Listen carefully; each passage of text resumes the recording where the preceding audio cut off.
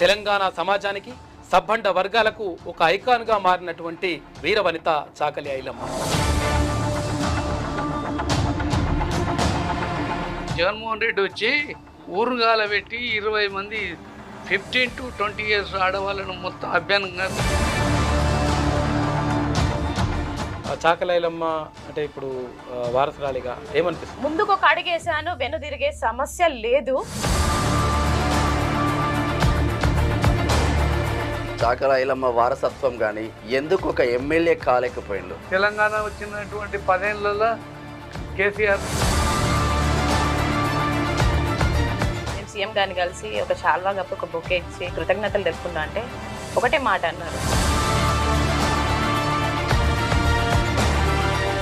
మెంటు బొమ్మలు పెట్టి వడ్డాలం పెట్టి పట్టు చీరలు పెట్టి నగలు పెట్టి కిరీటం పెట్టి ఐలమ్మ కాదు.